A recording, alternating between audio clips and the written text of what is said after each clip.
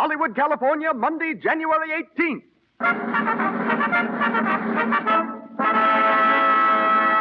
The Lux Radio Theatre presents Edward G. Robinson in Criminal Code with Beverly Roberts, Paul Guilfoyle, and Noel Madison.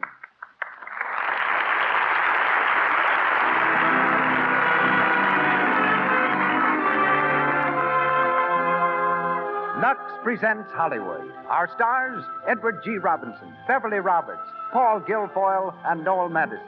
Our guests, James B. Holohan, recent warden of San Quentin Prison, and Gladys Lloyd, former stage star, and now Mrs. Edward G. Robinson. Our producer, Cecil B. DeMille. Our conductor, Louis Silvers. Once again, the makers of Lux Flakes welcome you all to another hour in Hollywood at the Lux Radio Theatre.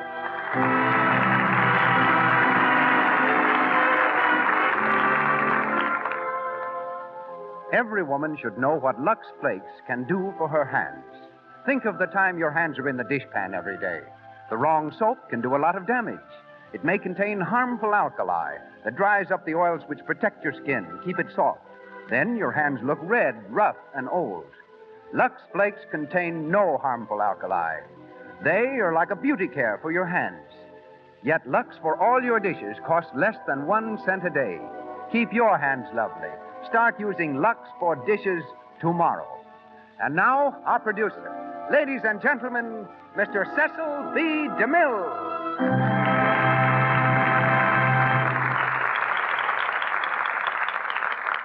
Greetings from Hollywood, ladies and gentlemen. What Mark Twain said about the weather of New England may be said about the character of Edward G. Robinson. It has a sumptuous variety that compels the stranger's admiration. His first success as an actor came in a vaudeville sketch, which he wrote himself. It was followed by a brilliant career on the stage, including 10 productions with the New York Theatre Guild, topped by his appearance in the title role of the Kibitzer, of which he was co-author. After a friendship of several years, I've learned that Mr. Robinson speaks 7 languages, owns one of the finest private collections of modern art in this country, can put an egg in his mouth and turn a handspring without cracking the shell. Also, he is a heavy drinker of milk. Qualifies as an expert on diamonds, consults his wife regarding every part he's offered, and is a profound lover of good music. Mr. Robinson's next film is Kid Galahad. We hear him tonight as Martin Brady. The part of Robert Graham is taken by Paul Guilfoyle, heard recently from our stage in Men in White. Beverly Roberts, descendant of Edward Jenner, who discovered smallpox vaccine, dropped her ideas of doing medical research herself to join the civic repertoire of Eva Le Gallienne. Abroad and practically penniless, she sang songs in a Paris cafe for 5 francs and 2 meals daily. Later, she was singing in a New York nightclub when a scout from Warner Brothers heard her. Rushed to Hollywood, Miss Roberts has made 5 pictures in 9 months and is currently starred in God's Country and the Woman. Tonight, she becomes Mary Brady, the warden's daughter. Noel Madison plays the part of Galloway. Thus acquainted, we now present our stars in person. Ladies and gentlemen, Edward G. Robinson, Beverly Roberts, Paul Guilfoyle, Noel Madison in the Lux Radio Theatre production of Martin Flavin's play, Criminal Code.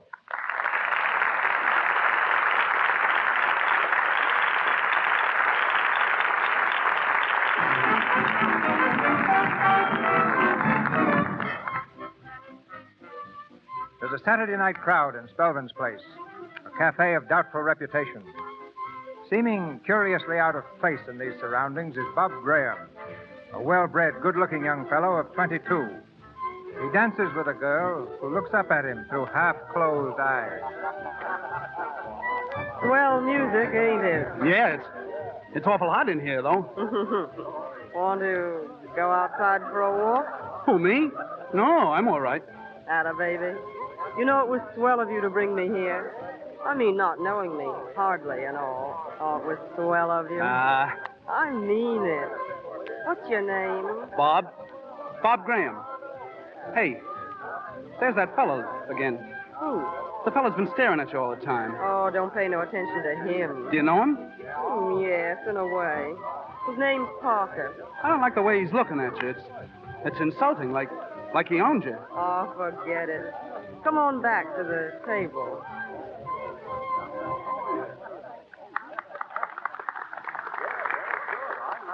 Feel all right now? Well, sure, I'm okay. Hello, Gertie.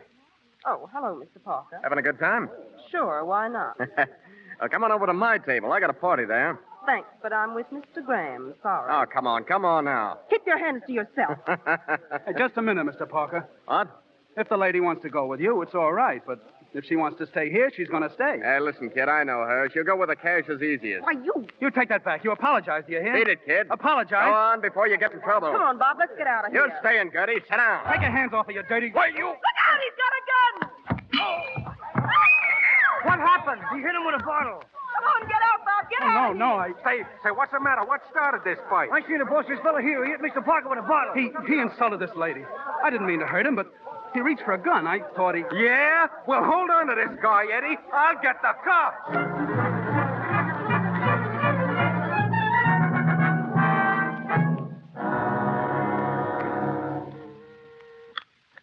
Hello, District Attorney's office. Hello, Mr. Brady's wire is busy now. Hello, District Attorney's office. Mr. Brady is busy just now. Will you hold on? All right. What about it? Only happened Saturday night. Give me a chance. Yeah, I'll see the kids in a couple of minutes. We'll have a statement by noon. Reporters. How they love the smell of blood. You can't blame him, Mr. Brady. Parker's old man's a big shot in this town. Yes, I know. Any more witnesses, Lou? Let's see. The waiter, the girl, the manager. You've seen them all, Mr. Brady. Yeah, 7 eyewitnesses. And they all check on material points. Open and shut case, eh? Yeah, like a knife. If young Parker should die, we've got Parker a case... is dead. Dead? Yeah? What is it, Mr. Brady? Second-degree murder? Well, it might be at that. All right, in here, young fella. Here he is, Mr. Brady. Okay, Mike. Sit down, kid. I'd rather stand, sir. Yeah?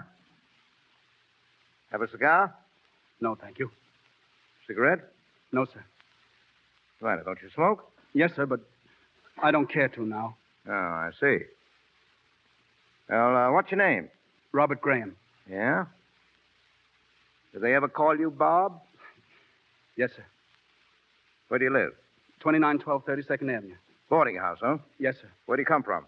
Hood Valley. Parents? My mother. Yeah. Well, what you been doing here? I was a clerk at Price and Hatton's, the brokers. How long? A month. I only been here that long. Ever been arrested before? Oh, no, sir. Yeah. Well, Bob, you're in a jam. Yes, sir. Young Parker died early this morning. Huh? Oh, my God. Would you like a drink, Bob?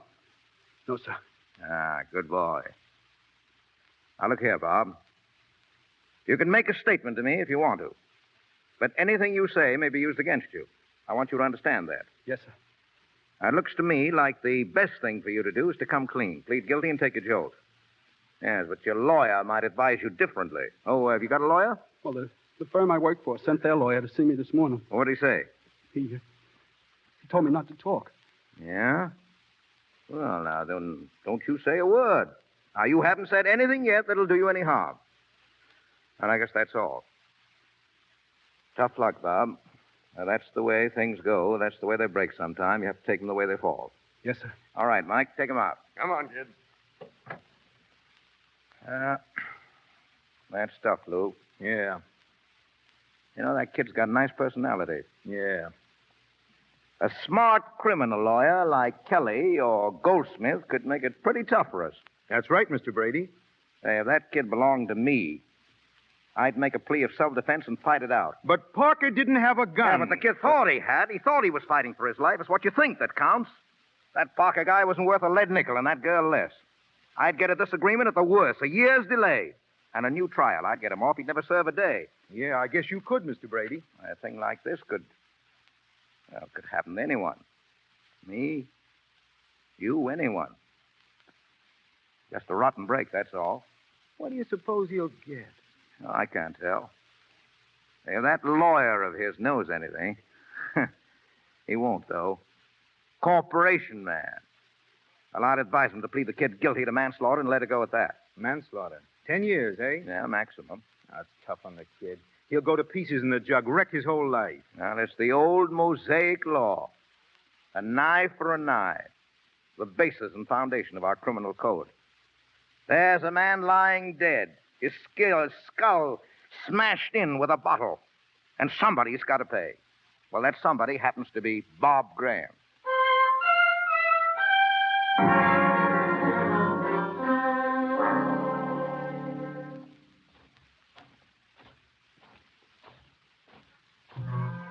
Robert Graham, manslaughter, 10 years, number 23499.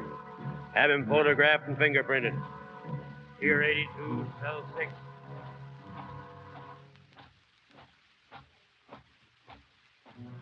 Number 23499. Manslaughter, 10 years. Previous occupation, broker's clerk. Put him in the jute mill. We can't use any more clerks.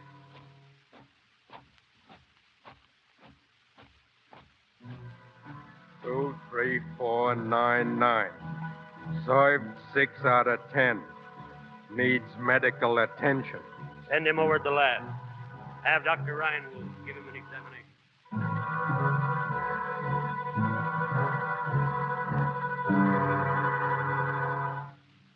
All right. You can put on your shirt now. You're not sick, do you understand? You say you have no appetite. You can't sleep. But physically, you're not sick. What do you say, Dr. Kellogg? Nothing physically wrong. You see, I can find nothing wrong with you. My assistant can find nothing wrong with you. You're neurotic. Outside, I should prescribe a change in the mountains or the sea. It's not medicine you need, you understand. Look at me. Look at me, I say. How long have you been here? 6 years. Ah. You can go. Jute mill. 6 years. You can see it in his eyes. Environmental. Mechanistic occupation. Neurotic. Heaven knows what else. No, but you can't find them with a stethoscope, eh, Doctor? As you say, Dr. Reinwald. It's a pity. Yes, a pity. There's something there worth saving, and it's almost gone. This is the medical lab, Mart. Hello, Dr. Reinwolf. Want you to meet the new warden, Mart Brady. How are you, Doctor? How do you do? You remember Brady, Doc. Used to be district attorney. Ought to be governor of the state by rights. You're a little early, Mac.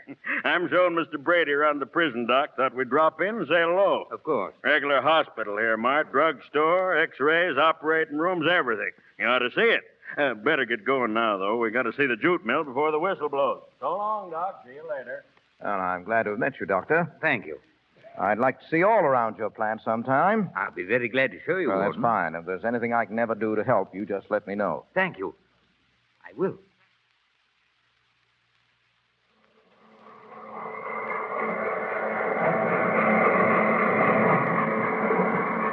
There, take a slant at that. Some factory, eh? 5,000 bales per day. 5,000? Why not? There's 2,500 men in here. Speed 'em up. Make the crooks earn their keep. That's what I say. Well, that's pretty tough on them, isn't it? Tough? Ah, they like it, Mart. Gives them something to do, something to think about. Yeah, I guess so. You see that bird, Mart? The fellow down there by the machine? Yeah? That's Jim Fale. Jim Fale? Yeah, yeggman, train robber, sharp as a trap and slippery as an eel. One of the worst we got.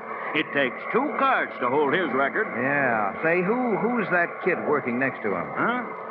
Oh, I don't know. Just a punk, I guess. Well, not such a good idea, is it, letting a young kid mix with the hardened criminals? What's the difference? They're all crooks, Mart, every one of them. Yes. Well, let's go. You'll want to see them eat their supper, Mart. It's quite a sight, I'll tell you.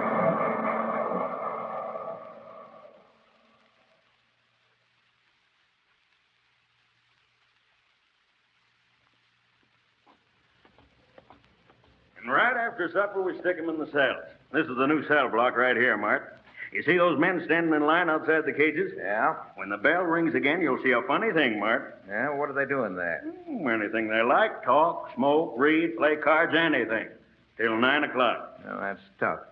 That's pretty tough. No, they like it. They're champing at the bit to get in now. Keep your eyes open, Mart. Mark time. Now.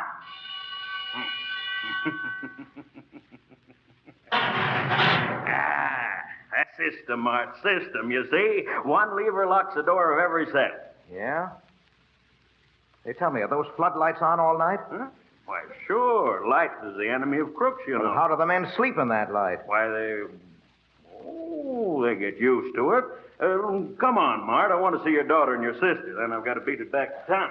You see, Mart, this block of cells will swing around to the other side. Ah, gee. If they'd only put out those lights and let a guy sleep. You asleep, Bob? Bob? No. Need something to read? I got a paper here. I don't want to read. You used to be reading all the time. Want to play a game of pinochle or dominoes? No. I can't. I can't go on with it. I can't. I won't. Let me out. Let me out. Let me out. Shut up. No. Shut that up. Quiet, Bob. Quiet. Steady now. Steady, I say. They'll jerk you out of here and throw you in the cooler just that quick. You've got to pull yourself together, Bob. I can't. I wish I was dead. I wish I was in hell. You've got your wish, son. It's tough, kid. I'll tell you something, Bob. I didn't mean to tell you this at all. But I can't stand by and see you go to smash. Bob, I'm going to make a break for it. You are? Why not? It's the only chance I've got. Oh, take me with you, Jim. You think it over, kid. It's always a long shot. 9 out of every 10 come back. I don't care, Jim. Oh, if I could only get one breath of air outside. One good square meal.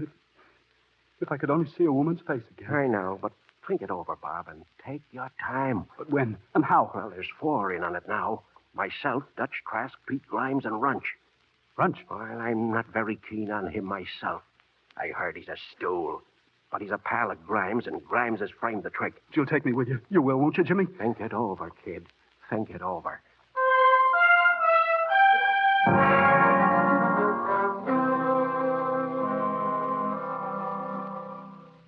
I tell you, Mary, this is no place for your father. He'll never be happy here. A man who should be sitting in the governor's mansion. Oh, stop it, Aunt Jenny. This is Dad's job now, and he's got to do it. But living here, inside the prison, I'll never get used to it. It gives me the creeps. All the children put to bed for the night. You know where they are, Mart? Every one of them. Yeah, we know that. Hello, Dad. Hello, Mary. Hello, Mac. Well, Mary, how are you, dear? How are you, Miss Brady? I shall never get accustomed to this, Mr. McManus. No, don't say that, Miss Brady. Oh, it's horrible. Horrible. Oh, Dad, before I forget, Dr. Reinwolf called. Yes? It's about some prisoner. He'd like you to see him personally. Here's the name. I wrote it down.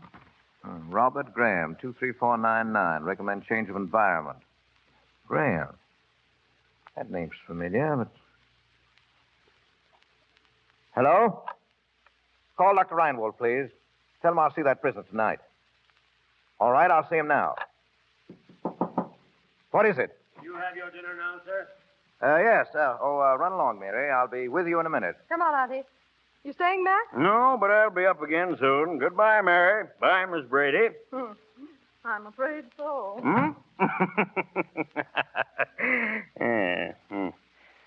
Well, Mart, I'll say so long. Yeah. Mart, you won't mind a bit of advice from an old friend. Oh, no.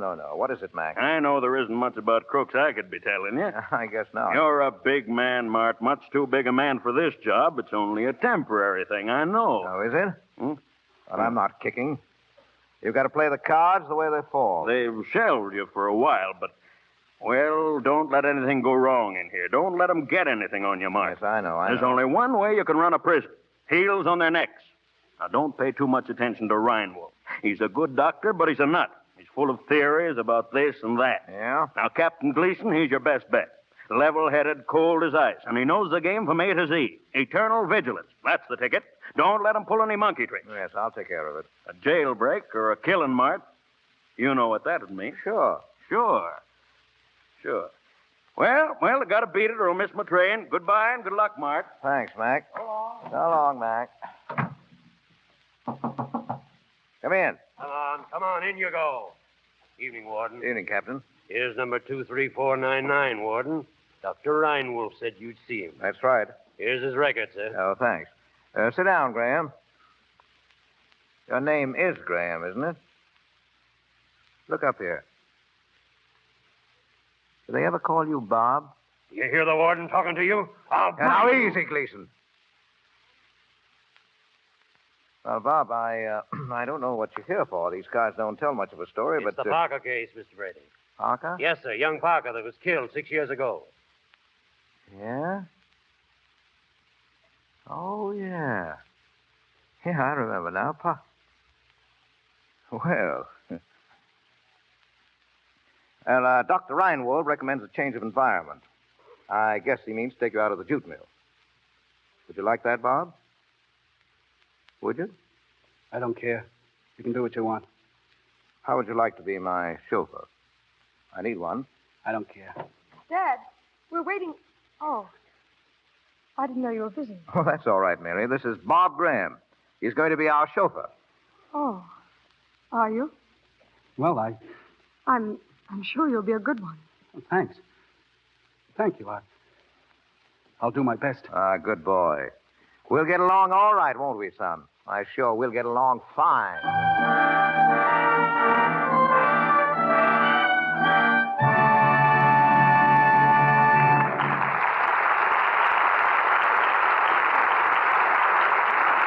We will continue with Edward G. Robinson in Criminal Code shortly from the Lux Radio Theatre. But for the moment, let us imagine we're in a typical American home in which we meet two members of our unseen radio audience. In the living room, in front of an open fire, the Murrays are listening to our performance of the Criminal Code. Powerful play, isn't it, George? I certainly enjoy the Lux Radio Theatre. Yes, so do I. And we're in the front row pretty regularly. That's right. You know, George, I've been enjoying the shows more lately. I haven't had a lot of odd jobs to do while I listen. Yes, my dear, you do seem to have more time to take it easy now. Well, one thing, that mending basket isn't nearly so full these days. Matter of fact, I can thank Lux for that, too. Mm-hmm. Why, since I began washing socks and stockings in Lux Flakes, I haven't had to do anywhere near so much darning. Your socks wear much longer, and I haven't had a stocking run in ages. Lux Flakes do cut down on tiresome darning. You don't have to mend nearly so many stocking runs or holes in the menfolk's socks either. That's because Lux saves the elasticity of the threads. Instead of breaking so easily under strains, the threads can give. They can stretch, then spring right back into shape. Naturally, you don't get nearly so many runs or holes. So, to keep your stockings and your husband's socks in good condition longer, always use Lux Flakes. Once again, Mr. DeMille. We continue with Criminal Code, starring Edward G. Robinson with Beverly Roberts, Paul Guilfoyle, and Noel Madison.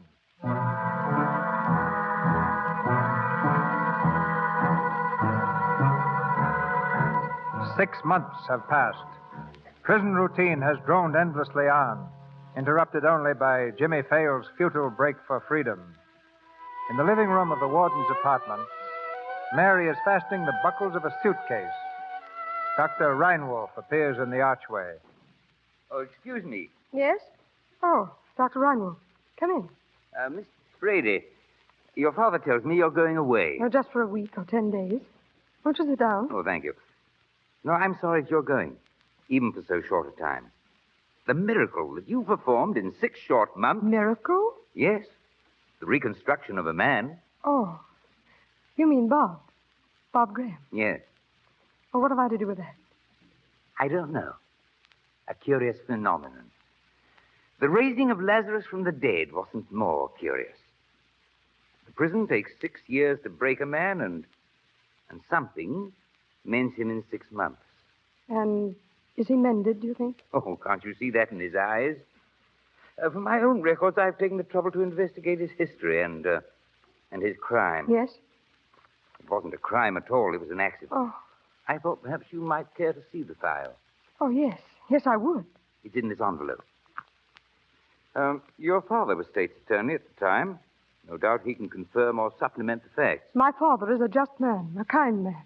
The kindest man I've ever known. If you mean... Oh, nothing. You quite misunderstand me.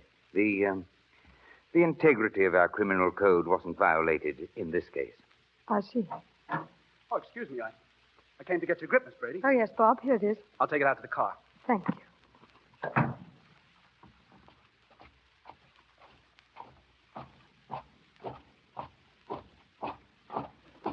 Hey, Bob. Bob. Oh, hello, Galloway. How they coming, kid? All right. Pretty soft now, eh? Working for the warden. Well, it's better. Yeah.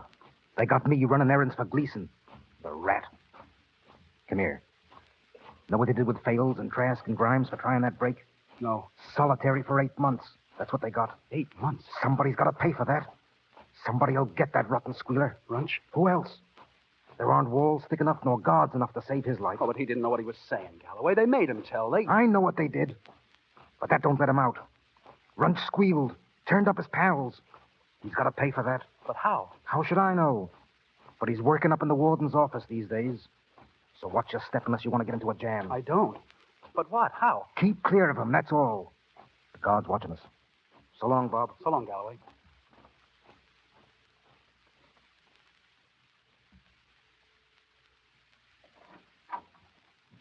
Bags in the car, Miss Brady. Thank you, Bob. Will you be gone long? Only a few days. Oh. Is there anything I can do for you, Bob, outside? No, thank you. Anyone I can see? Oh, there isn't anybody now. My mother died 3 years ago. Oh, I didn't know. She used to come and see me every month until she died. It kept my courage up. Afterwards, I began to slip, I guess. You know, it's awful hard to try and make yourself believe that it's worthwhile to try. I know. They all think they've had a rotten deal. That's all you hear. Bad luck, tough breaks. That's all they talk about. It gets under your skin in time, and it fills you up with bitterness and hate. That's all there is in here. Bob, are you bitter? No, not now. I was, but I seem to see more clearly now. My father's trying to get you parole. Yes, I know. But that doesn't matter so much to me now. Well, why do you say that? Well, I mean, if you stay here. Oh, you don't mean that. Yes, I do. It isn't like it was before at all. If I can see you every day, just to see you, then when they lock me up at night, there's something to think about, to wait for until tomorrow. Bob, what will you do when you're free again? I don't know. I've thought a lot about it, too. Do you think it'll make any difference to people? What? That I've been in prison? It shouldn't. No, it shouldn't, should it? When a thing is paid for, that should end it, but, well, they don't think that in here. They say it does. They say that's why so many who go out come back. Would it make any difference to you? No, Bob. Mary. For heaven's sake, Mary, are you still here? Oh, I'm just leaving, Aunt Jenny. Goodbye. Goodbye, dear. Have a good time. Goodbye, Bob. I'll walk to the car with you.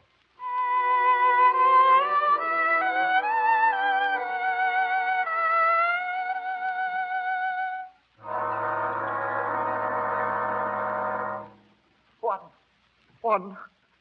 Now, Ranch, what is it? Warden, I gotta speak to you. I gotta. What are you trembling about? I don't know. Oh, come on. Pull yourself together, Ranch. There's 8 feet of stone wall between you and the yard, and iron gates down there with guards on either side. Oh, they'll get me, so they'll get me. I know they will. Oh, can't you get me out of here? And I'm doing what I can. I never meant to squeal. I couldn't help myself. A guy that squeals it ought to have a break, a chance for his life, or run for it. It's like the death house waiting here. Oh, you're off your nut. Oh, come in, Bob. Yes, sir. That's all, Ranch. You can go. Yes, Warden. You want to see me, sir? Yeah. I want to talk to you. Sit down, Bob. Thank you, sir. Bob, I'm trying to get you out of here. Yes, sir, I know. Now, it isn't as easy as it sounds. The system's like a big machine. You go in one end and come out the other, see? Yes, sir. Now, you've done almost 7 years out of your 10. Your record's clean. You're eligible for parole. I'm doing what I can to get you out. Yes, sir. You're pretty bitter, maybe. I don't know. No, sir. Not now. Ah, well, so much the better for you. Most prisoners are, and then the fight goes on forever. You only paid according to the law, that's all. The state's attorney has to fight like mad for that. For every man he puts behind the bars, a dozen slip between his fingers. He has to fight the press and maudlin public sentiment and... What's that? I think it's in the recreation yard behind the jute mill, sir. Yeah? A fight, maybe. Yeah? Well, wait here till I come back. Bob, what's that noise? What is it, Bob? I don't know, Runch. A fight, maybe. It ain't a fight. It's something else, Bob. Oh, listen.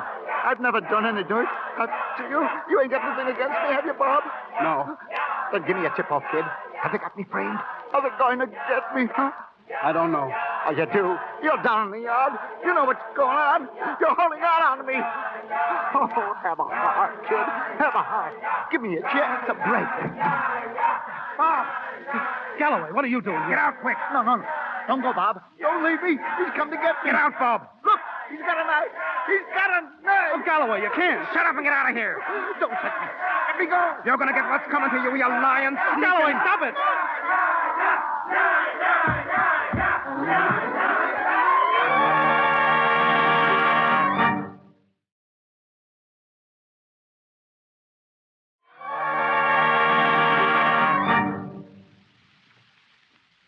Well, Doctor.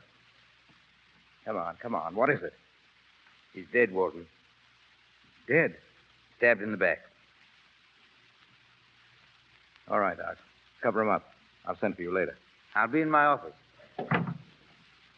Gleason, Yes, Warden? how did it happen? How could it happen? That commotion in the yard. They threw you out of here and gave it to him in the back. Yes, I know, but who did this? If you ask me, Warden, it was that driver of yours that turned the trick, young Graham. Graham? Oh, you're crazy, Gleason. Why would he? What was this to him? You never can tell what's working in their heads. Oh, forget it. The bird who planned this trick came either from the prison corridor or from the hall. Graham. Go on, use your nut. I tell you, he didn't do it. He was here when you left. If he didn't murder Runch, he must know who did. Yeah, I guess that's right, Gleason. I guess he does. Oh, come in, Bob. Yes, sir. Oh, Gleason. Yes. You better round up the clerks in the turnkey's office. Check them all for bloodstains before they have a chance to wash them off. Right. Bob, come here. Look at me. You didn't kill Runch, did you? No, sir. Yeah, I didn't think you did. It was a skillful, crafty trick. They cleared the way to both those doors. They knew the racket in the yard would draw the saphead guard off the inner gate. They thought of everything except that you were in this room just before it happened. Now, who killed him, Bob? Who killed him? I don't know. Yeah? I'm afraid you can't get away with that, my boy. I go out of this room and leave you here, and Runch is alive. When I come back, you're outside in the hall, white as chalk, and Runch is dead or dying. Now, you knew that, didn't you? Yes. Yes. And yet you say you don't know who did it. Now, you're lying, Bob. Lying to shield a murderer. A man who crept in here with a knife and struck that poor defenseless creature down. Is that worthwhile? A man is dead, Bob. The law says someone has to pay for that. I didn't kill him. Yes, I know that, Bob. I didn't even know. I wasn't even in on it. I'll swear to that. Yeah, sure, Bob. I understand that. But there'll be an inquest. An inquest? Yeah, that's right. The long arm of the law will reach right through these gates. The same law that's outside. You didn't think of that? No, sir. Now, what will you say to the coroner's jury then? Nothing. Oh, you can't get away with that. They'll yank you out of here and put you in the county jail. You might get 10 or 20 years for that. No. Oh, now sit down, my boy. Sit down. Now, I've got to tell you this. You've got to know. A free man has 9 chances out of 10 to cheat the law. But a prisoner hasn't 1 chance in 100. Opinion is against him from the start. They could indict you for this, Bob. Men have been hung on slimmer evidence. No. Yeah, that's right. Now, listen to this, Bob. Except that a prisoner serving a sentence for homicide who shall be convicted of murder shall be hanged. Now, that's our criminal code, Bob. I know, it's tough. It's tough, but you see the way things lie. So you better tell me, Bob. I can't do that. I can't. There's a law inside here, too. A man can do anything but squeal. He can't do that. I'll have to take my chance, I guess. Chance? You haven't got a chance. You're in the net. You're caught. You may get 10 or 20 years. But it isn't right. It isn't and fair. I can't keep you here with me. They'd never stand for that. You'd go back to the jute mill. No, I can't. I won't. You see, you're up against it, boy. You've got to tell me. Now, who killed that man? Who killed him, Bob? Come on, come clean now. Speak up. Who killed him? Who? I don't know. Bob, listen to me. Do you believe that I'm your friend, that I want to help you? I don't know. Well, I am. Things have been tough for you, I know. It was a rotten piece of luck that sent you here. You've had another one now. Well, it's just the way things break sometimes. You, me, or anyone. You have to play the cards the way they fall. Now, who killed that man? You won't come through, huh? I can't. You'll trade your life away to live up to a code that's made by murderers and crooks to cheat the laws of honest men. You're not a crook. That's not your code. It's all I've had. No, this book here in my hand. This is your code and mine. You're not a crook. Don't turn one now. Don't turn your back on this. Who killed that man? No, I can't forget so quickly what I learned in there. I can't do it. I think it's right, their code for them. And I can't go back on it. Or them. I can't. I wouldn't be anything then, don't you see? Not anything. I'd be like that thing under the sheet there. No. Bob. Now, look here. I'll give you one more chance. I'll have your parole here next week. You'll be outside these walls. Free, do you understand? Yes. Yes, or rot here in this cage for 3 or 10 or 20 years. A rope around your neck, perhaps. A jute mill every day, day in and day out, week in and week out, year in and year out. Jute, the smell of it that turns you sick. A dungeon now. A bucket meal each 7 days, cold slop, and bread and water in between. No ray of light, no air, no sound, no human voice. Black emptiness, that's all. No, for what? For what? The prison rules. A prisoner must obey. Come on now. Who killed that man? Who killed that man? Come on now, think fast, Bob. Think fast. Who killed him?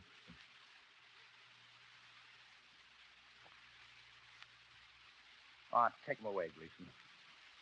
Put him in the dungeon. Lock him up. Yes, sir. Come on, get out on your way. He won't be so cocky in a week. Yeah, now wait. No violence to that boy. Let no one lay a hand on him. You understand? Yes, sir. I'm doing this for him. For him. I've got to save him, do you see? To save him from himself. He's got to tell. He must. He must. We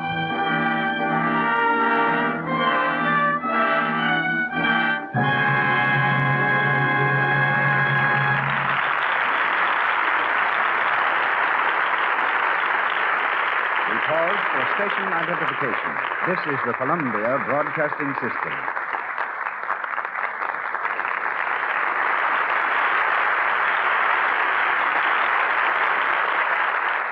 This is KNX, Los Angeles, the voice of Hollywood. We return shortly to our play, Criminal Code, starring Edward G. Robinson as Warden Brady. We hear next from a man who last April terminated nearly 9 years of office as warden of the largest penitentiary in the United States, San Quentin. One-time United States Marshal and County Sheriff, he is now State Senator James B. Holohan. The Lux Radio Theatre takes you to the capital of California, Sacramento. There, under the high vaulted dome of the Capitol building, where the State Senate has just elected him chairman of its Committee on Prisons and Reformatories, the former warden interrupts affairs of state to speak to us. Ladies and gentlemen, we switch you from Hollywood to Sacramento in presenting the recent head of San Quentin Prison, Senator James B. Holohan. Thank you, Mr. DeMille, and my congratulations on your splendid production of Criminal Code. It was just 2 years ago last Saturday that the most exciting experience I had at San Quentin occurred. I was seated with 3 members of the State Parole Board in my home when the door suddenly opened and we found ourselves facing 4 of our most desperate convicts, each armed with a .45 automatic. They were Rudolph Straight, Fred Landers, Alec McKay, and Joe Christie. I dashed to the telephone to sound the alarm, but as I did, Straight rushed up from behind and pounded me unconscious with the butt of his gun. Then they forced one of the others to order a prison car. Just then, my wife entered the room and was promptly made a prisoner as she vainly strived to persuade the convicts to abandon their mad scheme. The car arrived, taking the 3 members of the parole board and the driver as hostages. They made a wild dash through the prison gates. Police bullets stopped the car 50 miles north of San Francisco. Rudolph Straight was slain, and the other 3 brought back and tried. McKay and Christie were executed, and Fred Landers is still in San Quentin, sentenced for life. They had secured their guns from an outside Confederate who had hidden them under the hood of an automobile belonging to a state employee. The 4 convicts gained access to the prison garage, so it was easy for them to pick up the automatics brought to their hands by a perfectly innocent man. By far the majority of convicts realize their mistakes and try to serve their time in peace and obedience. I am a firm believer in strict discipline, but I found that prisoners, like all human beings, respond best to encouragement when deserved. A pat on the back, so to speak, can be just as effective as the most severe punishment in Siberia, our word for solitary confinement. At times, their make-ups are strange. Two men about to die for murder once gave their money, in each case amounting to about $800, to charity. One to the Society for the Prevention of Cruelty to Animals, the other to children of another convict. It is impossible for prison authorities alone to rehabilitate men whom society has failed to save in the first place. Society always hesitates to help those who wear the prison brand. Until this is overcome, our job of rehabilitation can never fully succeed. Thank you and good night.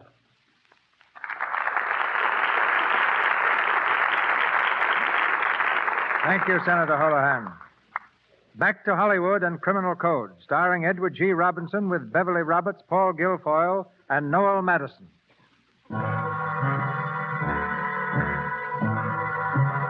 A week has gone by. A week Graham has spent in the darkness, solitude, and horror of a cell beneath the ground. During their hour of exercise, his fellow convicts mill aimlessly about in the prison yard. Then Galloway, lurking in the shadow of a wall, hails a white-faced prisoner. Jerry. Over here. Oh, Galloway. You're late. Yeah, I know. I couldn't help it. The warden's daughter just got back. I had to carry her grip from the car. Hey, I only got a minute, Galloway. That's time enough. Now listen to me. When you go back to the garage, go past the cookhouse, see? You'll meet Joe McNamee. You stop and speak to him, understand? Yeah. And slip him this. A knife. Take it. A shoemaker's knife. Hey, how did you get it? Never mind. It's for Bob Graham. For him? Hey, how could they get a knife down there? I've heard of putting things in bucket fees, slipping them right through 6-foot walls. Oh, yeah, but it's an awful chance, Galloway. Well, what of it? Have you ever been down there where he is? No. Well, I have. I know what it's like. Leeson's been going down there 20 times a day, beating them up, trying to pry it out of him. Yeah, but a knife, what good's a knife to him? Not much, maybe, but it's an out. A two-way out. To end the torture or... Yeah. And the kid's been game. Dead game. We owe him something. Oh, yeah. Sometimes I feel like... Like what? Nothing. Go on, the guard's looking at us.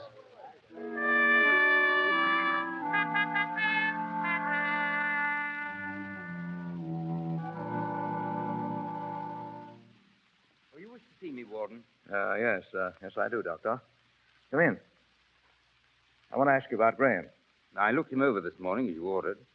Physically, of course, a week of bread and water in the dark has an effect. Deterioration does occur, but I'm less concerned with that than... Than what? Well, I mean the spirit, the morale, the man himself. Yeah. He's sullen now. It's difficult to see into his eyes. And when one does, one sees they're filled with bitterness and hate. Oh. There's no trace of what I found in them before. That spark worth saving. It's a pity. Yeah. Father. Oh, Mary. Well, how are you, sweetheart? You can go now, Doctor. Good. I'll see him again tonight. Sure. Well, it's like a breath of heaven to have you back here, Mary. Oh, what's wrong, old girl? You look as solemn as an owl. What have you done with Robert Graham, Father? Hmm? Who told you about him? Aunt Jenny told me everything. What have you done with him? Oh, now, don't you worry about things you don't know anything about. He's all right. Everything's all right. Or will be. I want to know, Father. Where is he? In the dungeon. For what? Technically, for an infringement of the prison rules. Practically, to save his life. Oh, what good is it to save his life if you destroy him while you're doing it? Yeah, that's right, Mary. I thought of that myself. What can I do? His parole's lying here on the desk. It's taken me 6 months to get it. I want to get him out of here. I want to turn him loose. Well, then I can't. He's tied my hands. I can't. You can. You must. Yeah? What would you do?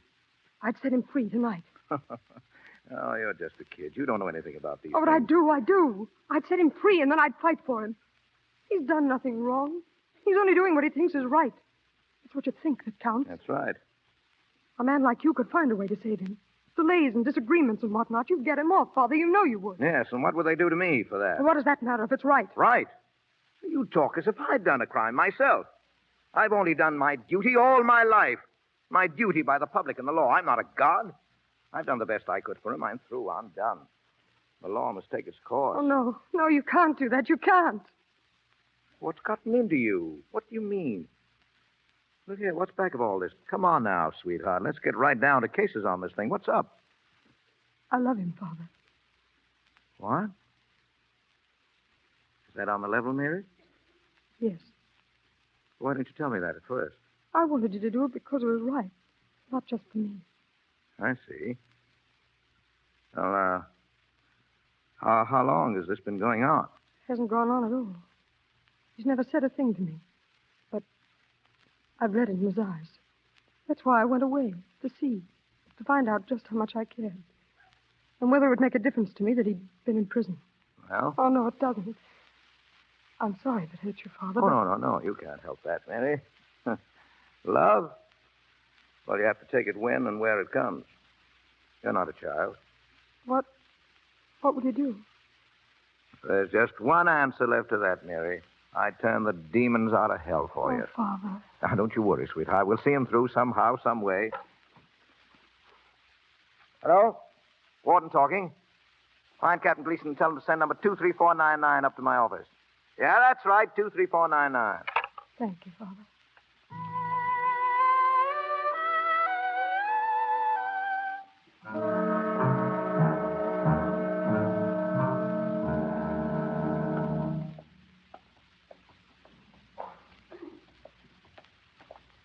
Come on, Kurt. Look sharp. I don't want to spend the night in here. Yes, sir. Yes, sir, Captain. You got a pocket flash? Yes, sir. Now then, make a light. Black as pitch. There's his cell. Open up. Yes, sir. Come out here, you. Come out, you hear what I say? Get him out of there. He's laying down there in the corner. I think he's sick, Captain. Sick? He was all right an hour ago. Maybe, but now I think he's sick. Unconscious. You're nuts. Why should he be? Well, you know, you smashed him pretty hard today, Captain. I only hit him once, and with my fist. Go up and get Dr. Reinwald. I'll need the flashlight, Captain. All right, but hurry. Yes, sir. I don't want to be stuck here in the dark all night. Right back, Captain. You can't do anything with these mollycoddle ways. A crook's. Hey, what's that? Who's there? Who's there?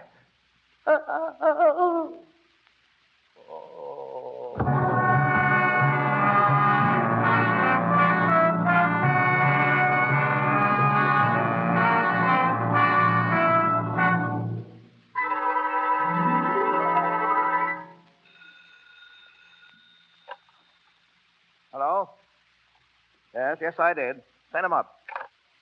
It's Bob. He's on his way up. Father. Now, listen, honey, he'll be changed, see?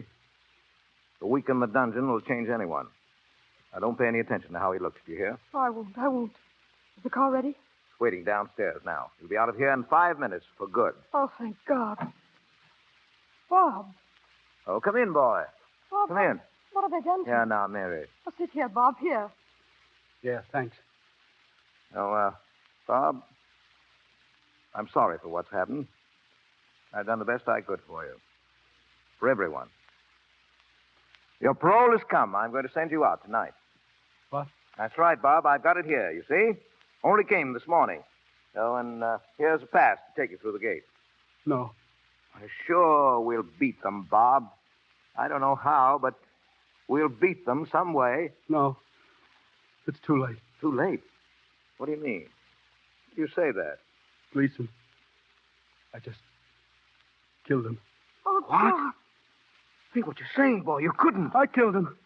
I didn't know, you see. I thought he'd only come to torture me again. I couldn't stand it anymore. I didn't have the strength. He's come so many times to threaten me, beat me. I couldn't stand it anymore. I couldn't. Oh, God. I killed him. I'm not sorry. No one has any right to make another being suffer as I did in there. Father. Oh, I can't beat this, Mary. I can't. They know it now. They're looking for him in the yard. No, there must be No, some way, nothing, some way. Mary, nothing. But it's just the way the things break sometimes, the way they break.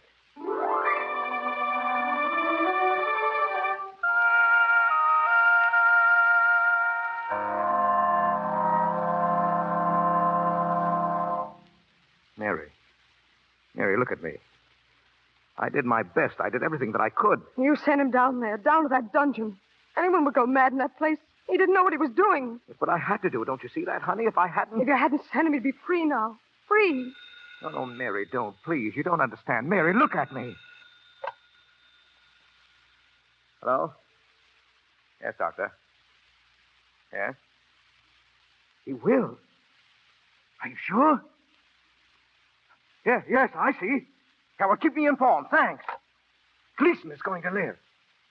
He didn't know it was dark. The doctor told me an hour ago Gleason had a good chance. I didn't want to tell you, raise your hopes. But it's certain now. Oh, what does that mean? Well, he's not a murderer, that's all. He'll have to stand trial again. Another 5 years at it, maybe 10. 10 years? Well, it's better than life or hanging. Warden. How did you get up here? I got to see you, Warden, right away. Alone? Yeah, wait inside, Mary. What's your name? Galloway. Well? It's about Graham. You got to let him go, Warden. You got to let him out of that dungeon before something happens. Before something happens? Well, go on. He didn't kill Runch. He never touched him. I swear he didn't. Now, you were in here when Runch was killed. I did it. You? Yes, me. I'm telling you now, so you lay off the kid. Let him alone. Get him up out of there before he knifes somebody. What? Well, you're too late, Galloway. You're an hour too late. He knifed Gleason down there an hour ago. Is Gleason dead? No.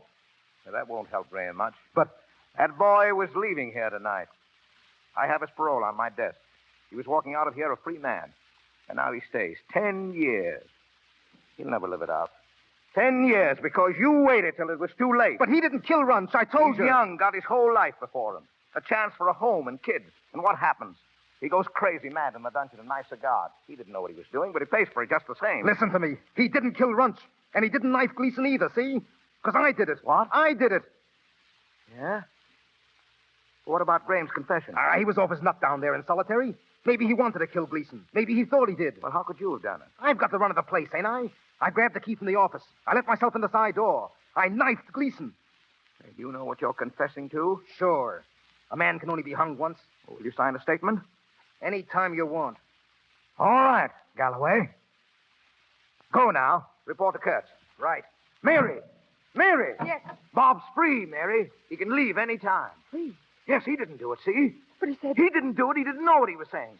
I'm letting him out now. Oh, Father. Well, it's all right, honey. It's all right. He's paid his debt, more than paid it. He had a rotten deal, but now he's got a break, and we'll play it, honey, all of us. We'll play it the way it falls.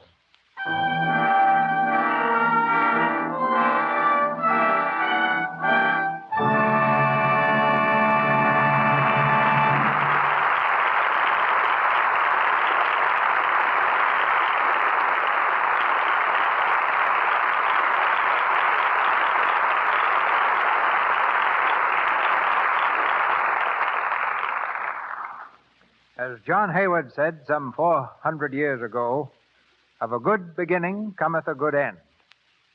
When tonight's star, who will be back with us a little later, was appearing on the stage in The Racket, his leading lady was Gladys Lloyd. She still is. Only now her name is Mrs. Edward G. Robinson. A gracious hostess, a devoted mother, and one much interested in the cultural activities of the film capital. She's just returned from Europe with her husband. And as one who's been their guest several times, I'm delighted to reverse our positions and present Mrs. Edward G. Robinson.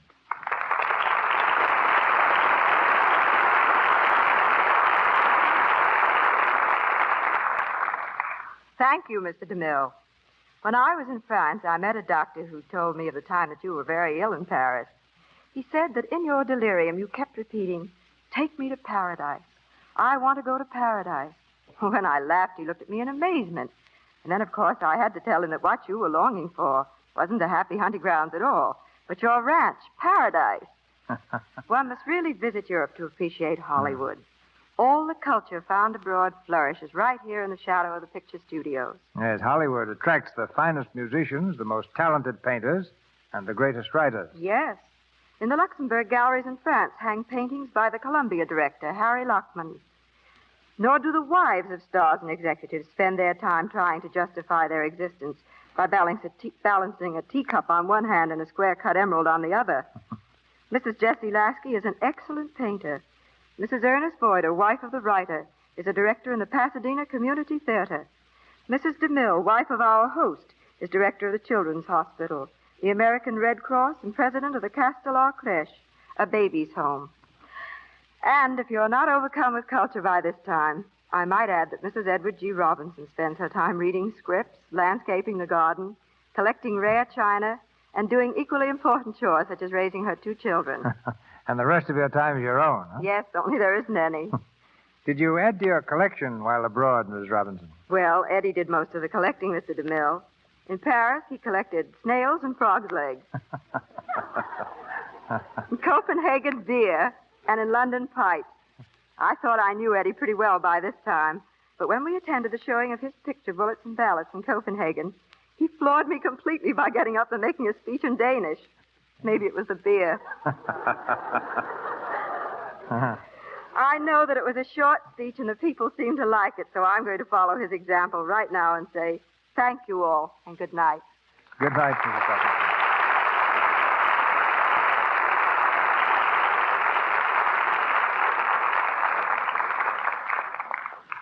And now, a word from the other half of the Robinson household.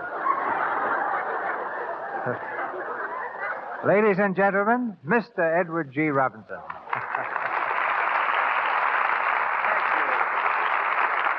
Thank you very much. I better not make too good a speech, or I might put my wife in the shade. That wouldn't exactly be discreet now, would it? Well, as one husband to another, no. Well, now, look here. Maybe if I made a speech in Danish. No, that's out, too. I'll take the blame by asking you a couple of questions. You're getting away from gangster roles, Eddie. Do you like it? Oh, fine. Say, I was glad to go to England to make thunder in the city. In that, I play the part of an exploitation man in the story of American ballyhoo versus British conservatism. I've been a gangster so many times that I've seen people eye me suspiciously on the street and cross quickly to the other side. One time, I tried to rent a house right here in Hollywood.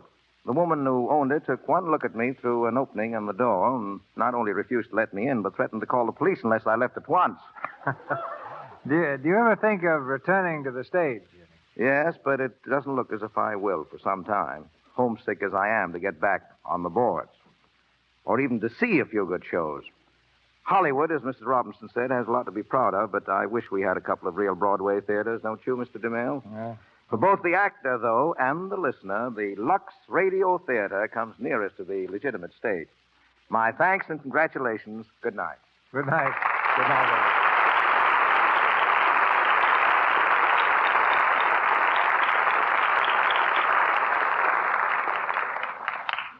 Thank you, Mr. Robinson. Ladies and gentlemen, this is your announcer, Melville Ruick. Mr. DeMille tells us of next week's program shortly. Our cast tonight included Walter Kingsford as Dr. Reinwolf, Lou Merrill as McManus, Earl Ross as Gleason, William Williams as Kellogg, Richard Abbott as Kurtz, Ernie Adams as Runch, Justina Wayne as Miss Brady, Joe Franz as Jim Fales, Hilda Haywood as Gertrude, Margaret Brayton as the operator, Ross Forrester as Jerry, David Kerman as the waiter, and Frank Nelson as Mike. Mr. Robinson and Miss Roberts appeared through courtesy of Warner Brothers, Mr. Guilfoyle, RKO, Mr. DeMille, Paramount, and Mr. Silvers, 20th Century Fox, where he was in charge of music for the new Shirley Temple film, Stowaway. Once again, Mr. DeMille. If the letters you write us are any indication, no star has appeared in the Lux Radio Theatre enjoys greater popularity than Jeanette MacDonald. Her glorious voice comes to us again next Monday night in Tonight or Never, a play with music that ran on Broadway for more than 250 performances and was a tremendous success on the screen.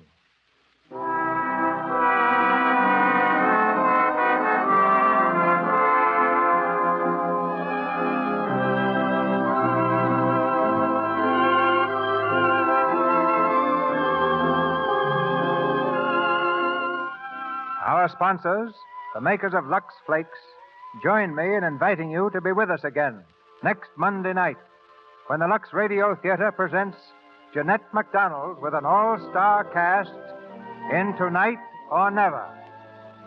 This is Cecil B. DeMille saying good night to you from Hollywood.